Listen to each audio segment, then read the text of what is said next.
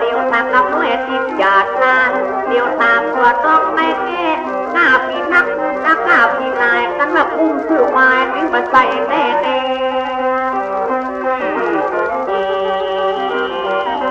เล็ดนุ่มทำไมบ้าเดี๋ยวใจมันตาก่อนว่าบ้านจะแก้ผ้าตึงจะใครมันพื้นประเพณีแล้วใจใครอย่าบอกคือนายคือติดที่ให้มาเป็นที่นี่กาเป็นดังก่อนนกกาไหนก่อนนานกานักนาพ่อก้อนนี่กาคำฟังก็อย่าบอกคือใจมาฟัง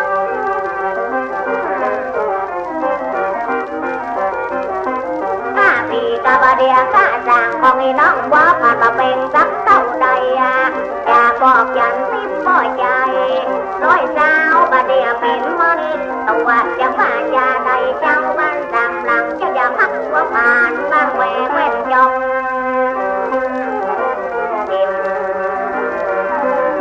เลยนะทีละ12กี่ยองที่มาว่าคือข้าจะเป็นร้อยเจ้าไป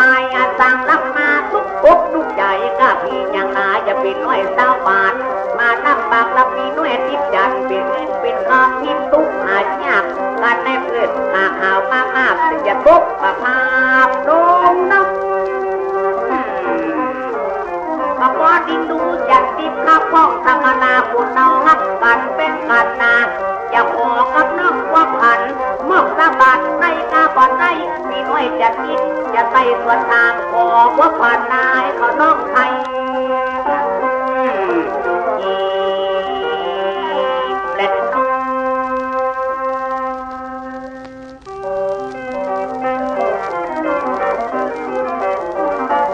ดังมาแจกตุ๊กนี่กาโอคาจะขอสาบานเป็นนักเป็นนาอย่าว่าจะใครจะหาใครปรึกษานายไม่เต็มใหม่จะคิดถ้าเป็นจังมองออกปากบ่อในกาบ่ได้ให้ถามว่าบาดน้องไม้แล้วนายจะว่าเชื่อได้ไม่กูหวานก็ได้พี่น้อยอย่าตีโพนั่นแหละแต่ว่ามันต่อกันอย่างไม่ได้เบื่อก็ได้อยากมันเตือนว่าบาดน้องครับอย่าเอิ้นฟังสักคำพี่น้อยติดจันให้กูกะมีกะสางคนพอกันยังบักแง่พอรถก็จอดที่เจ้าสำหรับน้องว่าพันยนกันต่อใดเต้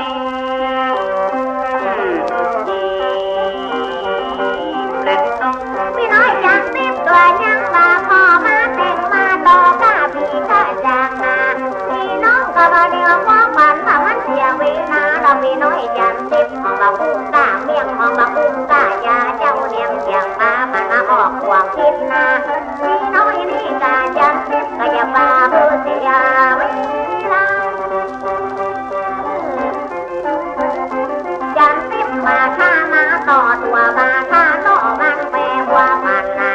ถ้าปีกะมาเดียกะจางมาเดียเอาบอกเป็นน้องบอกบางบางอย่ามาต่อมันอย่าจังเขาบอกคือจำหลังต้องมาเอาเถื่อเรา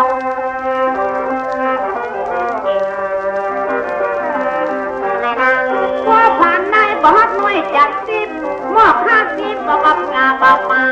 จังว่านายติดปุ๊บติดใจปีนี้ใครไหลเข้าไปไกลๆมาเดียวนะพี่น้อยติดจันอย่าบอกว่าผ่านนายไปเทมใหม่50ก็นั่งไปไกลด้านนายจะว่าง่านายทำมานาคนเอานักกันเจ้าบ้านสำลังก็จะขอติ๊กพอใส่อย่าหมอก50นอนที่ไหนถ้านอนได้อู้อย่านอนตังนอกถ้านอนตังในนอนไก่นอนไหนเบา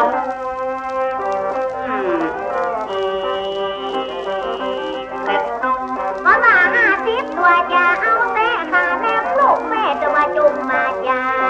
พอเกิดยันติดใจเสียเวนาถ้าอย่าคือไอ้กาก็บางเขาไว้นอนในนี่กาเต่าไว้ในมาท่าจุ่มยาลองก็เห็นได้ก็ฟังนี่กาเบาถ้าอย่าคือนอนในยาเต่าไว้แสบทุกอุกหน้าสั่งทุกแก่นักไปนั่นเต่าไว้ใส่หมอก50 บาทนะคนจุดจะบกคนกาดหมอกจับ10นับได้ก็ว่าได้หมอก80นอนนอกนอนในง่ายสักเต่าไว้นอนไหนนอกไทย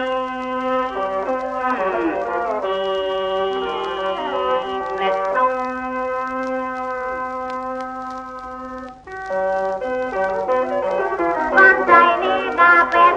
านตึงจากวิทย์มาได้นอนโดยกันนะเจ้าบ้านนี่กาดำดังอุปโททำมังก็ปังเบานายบรรดาใจดีนายบรรดาใจบางนาว่าบ้านแม่ยันนั่นว่าใส่เป็นทิพย์มาเดียหรือข้าถึงว่าบอกคือบ่เอาก้อนใจกับเดียเป็นทิพย์ตัวหนึ่งเจ้าวิทย์มาได้นอนด้วยกันนะเจ้าบ้านนี่กาดังดังมาว่าบ้านแม่ปากเบาค่ะยันที่เขามาได้นอนด้วยกันเลาะเจ้าตามนางบอกอันตามมัง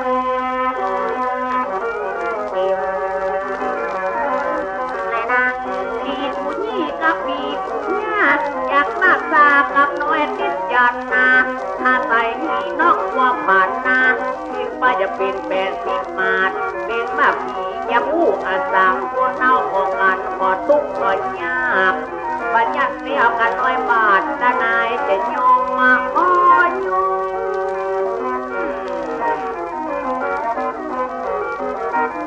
บาง50แล้วไปนอนเต่าไฟมาทุกหัวใจเป็นเด็ดเป็นขาดทั้งใจนี่80 บาทน้อยจากที่ปะได้ยุกได้คำบอกด้วยบาทบอกอับว่าบาทจะนอนในการบอกถ้าตามนั้น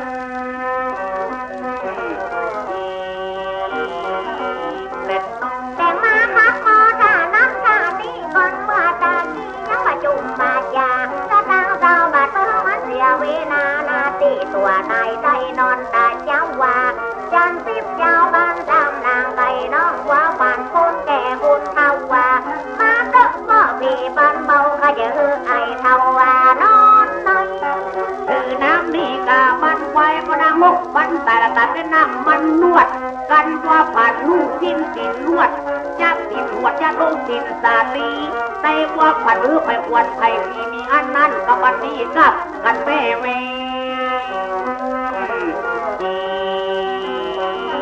เล็กน้องพี่น้อยจันทิพย์จะมานอนต้อยขาป่อปังเบาหน้ามันจะไปเป็นอย่างมา100 บาทพี่น้อยทิพย์ยันจะเอาขาไก่ขาจะเอาแก้งไก่แก้งก่อนเอาจะมัดตีตาน้องแดงแล้วมาเด็กกันกเวลาน้องแดงมา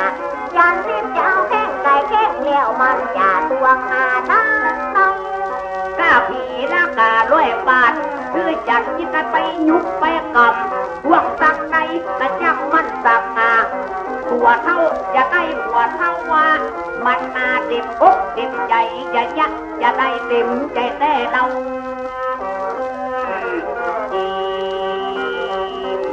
แต่น้องว่าจังโตได้ยาจังโตจะได้กดคอกันวันผูกเจ้าเดีย